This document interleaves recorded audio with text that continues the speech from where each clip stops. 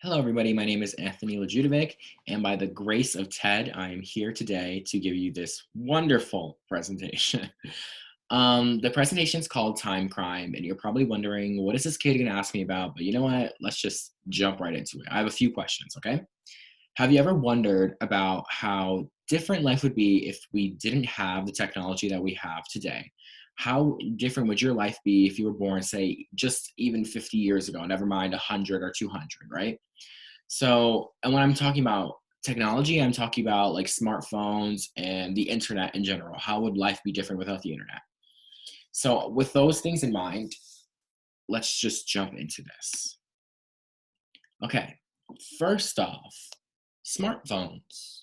So many of us may be cognizant of the fact that we may utilize our smartphones at a rate that's a little too high. I know that a lot of my friends think that, oh my gosh, I use my phone so much. But in reality, when we look at how much people actually use their phones to how much time they're using in their day, there's actually quite a frightening thing happening. And I'll talk about that later. But just with that in your mind, I want you to think just in general right now. How much do you think that you use your phone? If you could sum it up in hours.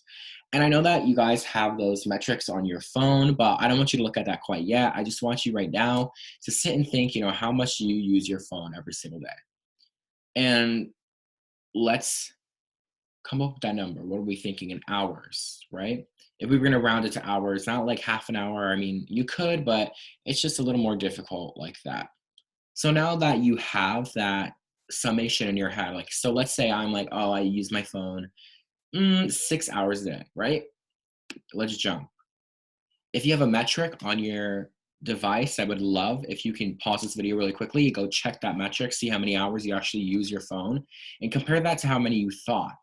So even though I gave a fake number of 6 hours, that's actually the average amount of time that people use their phone every single day is 6 hours. Well, not just their phone, it's the amount of time that they use all their digital devices or the amount of time essentially that they're online for about 6 hours a day. That seemingly may not be a lot, but if you compare your number to what you thought it was, I can almost guarantee you that you probably thought you spent less time on your phone than you actually do, because subconsciously we don't want to think that we're wasting away our time on our phones. We want to think, oh, maybe I use my phone for like 5 hours a day instead of actually using it for 7.5 hours a day. Even though it's only 2.5 hour difference, the difference of seeing five and seeing seven is just, it does something to us mentally where we're like, wow, that's really bad. Like this 8 hours and 58 minutes, that's pretty horrendous, I would say. And that's not to bash anybody that uses their phone this much or uses it more, but it's just like, wow, 8 hours a day, that's like more than half the time that I'm awake. If you spend 8 hours sleeping, then you spend another 8 hours on your phone, that's 16 hours of your day, you know? You only have 8 hours left. And some people sleep more than just 8 hours, especially now during the pandemic where people will go to bed really late and they'll wake up like in the middle of the day. You're spending almost all the time that you have during daylight on your phone. And that's a little scary. So you're probably wondering, oh my God, it's just 6 hours. It's literally not that much time. Well, if you multiply that by the amount of days in a year, it's actually quite staggering. You get 2,190 hours. Now, hours, I understand it's not that easy to digest. So let's convert it into days. That is a lot of days, guys. That is a lot of days. I mean, 90 days, that's kind of a lot. If I use my number that I got, that's more than a third of my year. And keep in mind, like I said before, you spend a third of your year sleeping. So more than another third of my year I spent on my phone. I mean, that's a little worrying to me. And you're probably wondering, who cares? Like, I don't really have anything else to do. I live in a small town. I do this, or I have a lot of activities that I do through my phone. And I understand, I do too. That's why I use, personally at least, I think, I'd like to think that that's why I use my phone so much, because I do so many things regarding keeping up with the news and, even just like social media. Like I want to keep up with friends.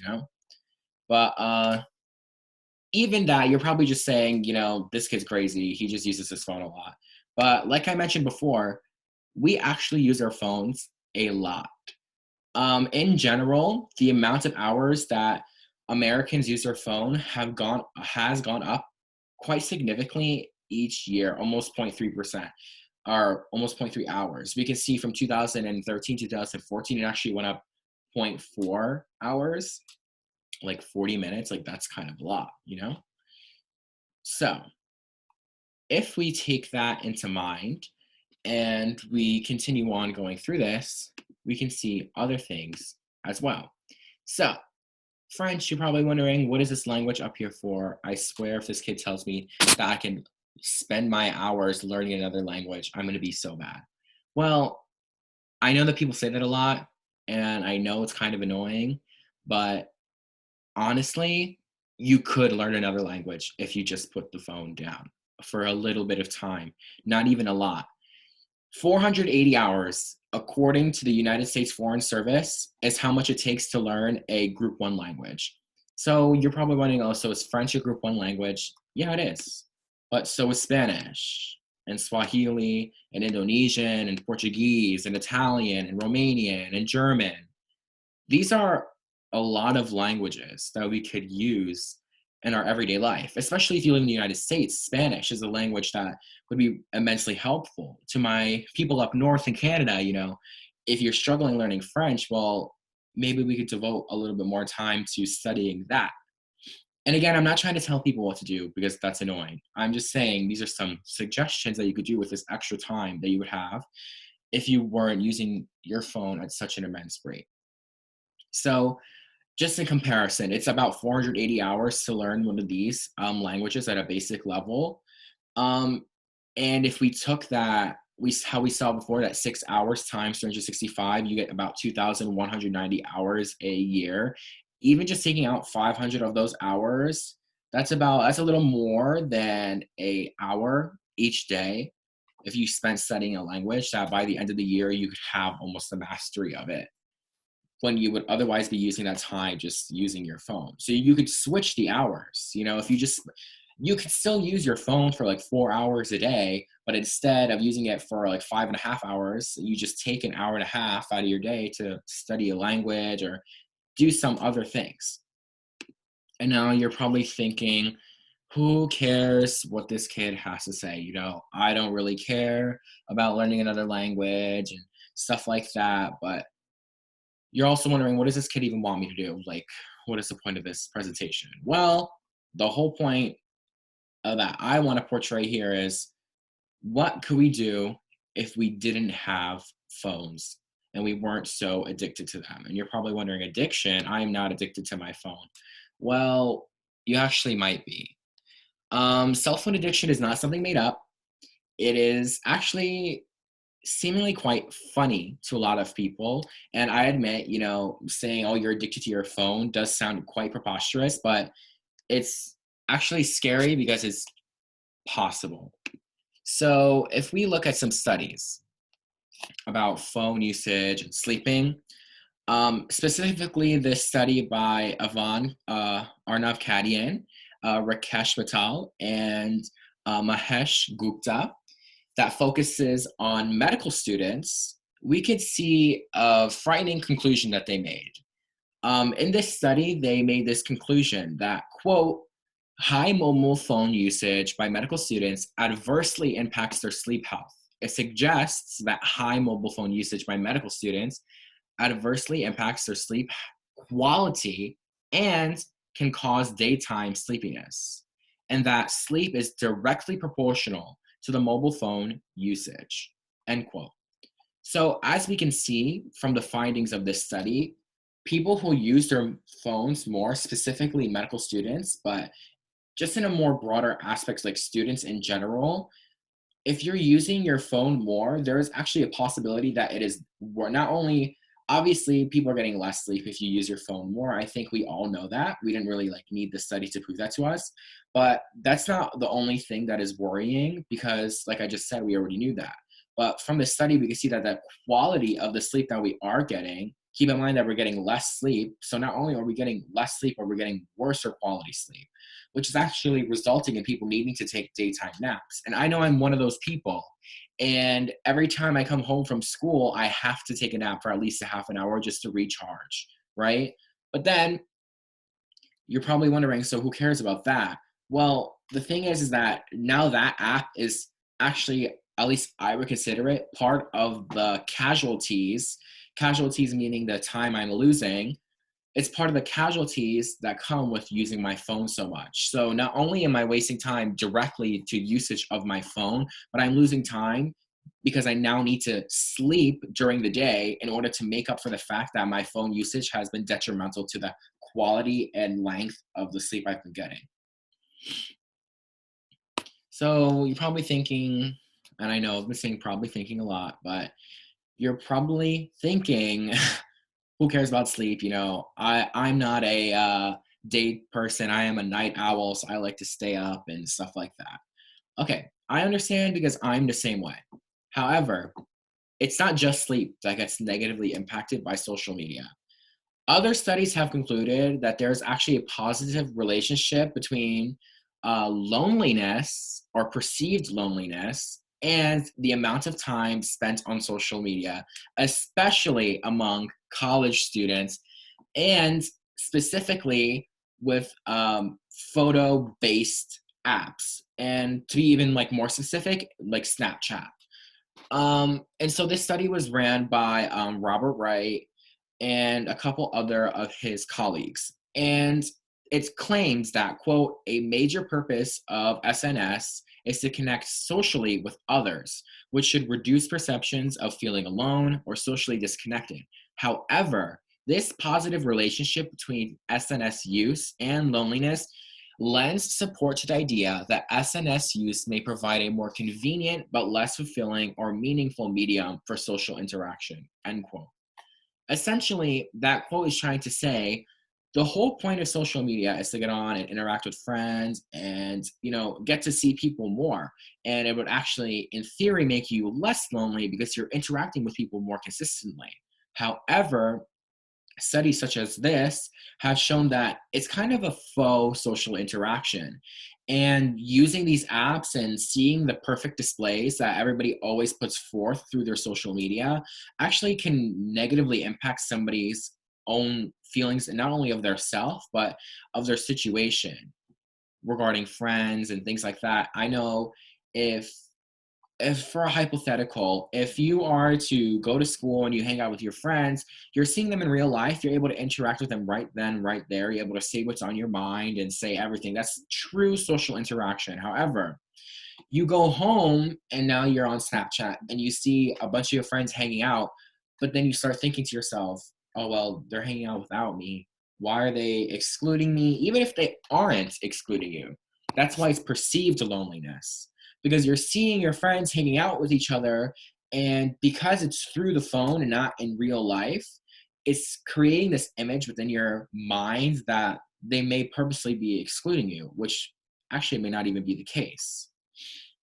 This same study also concluded, quote, increased daily use of social media has a negative impact on the user's well-being. And image-based social media, i.e. Snapchat, use is associated with more negative health-related outcomes. And those negative outcomes are defined as greater loneliness, depressive symptoms, anxiety, and even lower satisfaction with life in general. So it's not just sleep, guys. So, furthermore, failure, you're probably wondering, oh, what is this about? Grades, this is what I'm talking about. So I see, especially on TikTok and all these apps all the time, I swear, almost at least one time a day, I will see somebody complaining about their grades online, on social media specifically. And so this kind of got me thinking, that's kind of what triggered this whole desire within me to create this presentation in the first place. In my own personal experience at my school, we still have a rank system. I know some schools may not. However, I know each person in the rank system at my school. Looking at the amount of time they spend using their phones, almost all of them, I'd say a solid 9 out of 10, actually use their phones less than the 6-hour day average. And that average also, by the way, was from 2015, just to be super specific. So there is a very high likelihood that that average is now well above 6 hours and possibly even 7 hours a day. So, and to be even more specific, the valedictorian of my class does not have social media at all. And so when you look at the display of hours within my class specifically, now this is just my class, this is not incredibly scientific data, this is a case study, if you will, that study being my school. And so in my school, at least, I can see this disparity between the children or the students, rather, sorry, that use their phones less tend to have higher grades in my school specifically. And so I went looking at data to see if there was anything to support that. And funny enough, there is. And a study conducted by Dr. Nazar Fulopoto, focusing on students in Pakistan and how social media usage affected their academic performance, the study actually concluded that, quote, more frequent social media usage results in deteriorated academic performance. The main reasons behind such results might be due to the lack and disturbance in sleep due to social media, which hinders the students to study with a fresh mind, end quote. And now, obviously, that's the findings of this study. But just to interject a bit of my thoughts into that as well, not only are these children getting worse sleep, but they're also getting less time to study because they're spending that time, which they would be studying, using their phones. And so you're cutting down on the function of your brain by having worse sleep and less sleep in general. And not only is that detrimental to your grades, but rather the fact that you're also studying less due to phone usage is also deteriorating grades. And I know that that's an argument a lot of people hate to hear, but sometimes things aren't always the best to hear. And I don't mean to be super brash about it, or rash about it, rather, sorry. Um, but there is this correlation here that's backed up by data that using your phone more can actually be very detrimental to your academic performance. And in a survey conducted by Babu Dilap and Sandhya Rani of the Department of Medicine at JJM Medical College in India, they quizzed 253 adolescents, right? School-going adolescents, and they asked them the following questions, and I just want you guys to go along to answer as well, yes or no. They're all yes or no questions. So the first question is, have you ever made unsuccessful efforts to control or decrease or even stop mobile phone usage? A whopping 64.4% said yes. And now I just want to put a little thought out there. If these kids didn't think that using their phone so much was detrimental to them, why would they try to decrease the amount of time that they use it? So there's not only that, there's also more questions. This one I found particularly funny because I have younger cousins and I definitely know the answer to this question. Do you get upset when attempting to cut down mobile phone use? Obviously, a whopping almost 70% said yes. And I mean, this is not just for little kids. I kind of get upset when I have to use my phone less because I know for a lot of people, especially in homes where there are issues such as abuse, verbal abuse, or just if you live in a town where there's nothing to do in the middle of nowhere and there's no stores to go to, and all you know to do is go hang out in the backyard, and that's not really cutting it for you anymore, social media is a great way to escape from that. And I understand that. But there are other questions that were actually more frightening to me. So, has mobile phone usage led to a decrease in meeting friends in person? Obviously, 37.5% said yes. And I was actually quite happy to see this number. It's not as large as I thought it was going to be. But still, if almost 4 out of 10 people are seeing their friends less because they're using their phones, that's quite disturbing, is it not? Because we're now actually starting to supplement real life interaction for social media interaction. And what we learned before is that that's actually it's not the same, and it doesn't cut it, and it doesn't produce the same effects within one's brain, within one's self, as being in person with their friends and with their family, rather than just talking to them through social media. It's not the same. And this is the real hard-hitting question. Do you need to use a mobile phone for increased amounts of time in order to achieve satisfaction or betterment? And almost half of the respondents said yes. This is particularly worrying to me due to the fact that these kids need the phone to feel satisfaction at times. And these are also the same kids that probably responded to the previous questions about they get upset when they're not using their phone and that they tried to cut it down, but they couldn't. And now they're also saying that they need the phone for satisfaction and betterment. That, to me, kind of sounds like an addiction. So, in general, what is the purpose of this piece? So, what I want you to get out of this presentation is that no matter what you may think, I believe that every person with access to technology and social media has, and no matter how minuscule the form may be, has some variation of social media addiction. And I know you're probably watching this and going, this kid, like, what is he talking about?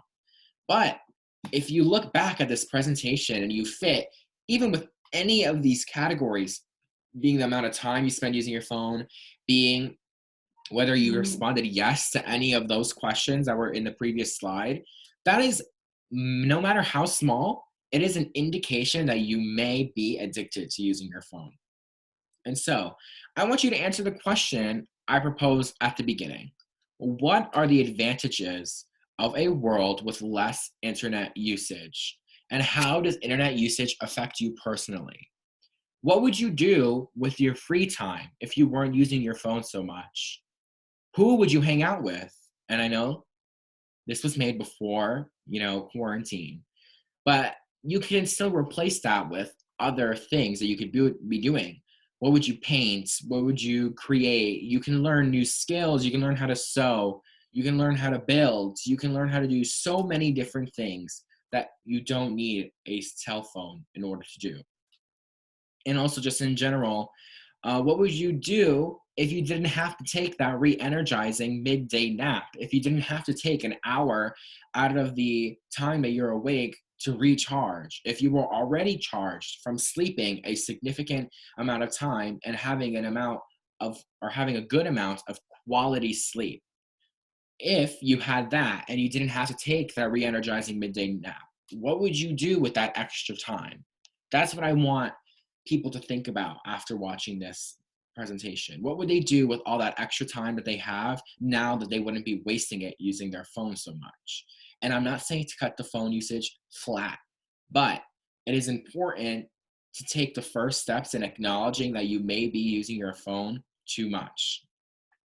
And so, just in general, I want you to think beyond yourself at this moment and ponder upon what could become, because it is in these first few thoughts that can help you overcome your addiction. No matter how big or how small, the first step is always acknowledging that there may be a problem.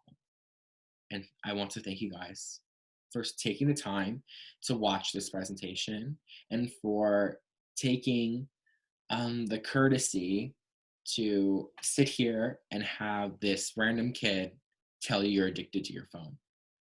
But yeah, I hope I didn't come off too rash, but this matters a lot to me. And phone usage and the way the world is becoming, where we're just using our phones more and more and more, quite frankly, it frightens me. And I just want people to understand that, you may be using your phone for a lot of ways, such as like escapism or just even just playing games or activism. I know a lot of kids who do that. I do that myself. But, there really does come a point where using it for good, that good can be trumped by the bad that comes from using it so much. And I just want, to get those juices flowing and to get those gears a grinding in your head and wondering, what could become if I didn't use my phone so much. So again, thank you so much for watching, and here are my citations, and I wish you all the best. Please stay safe in this quarantine. Thank you.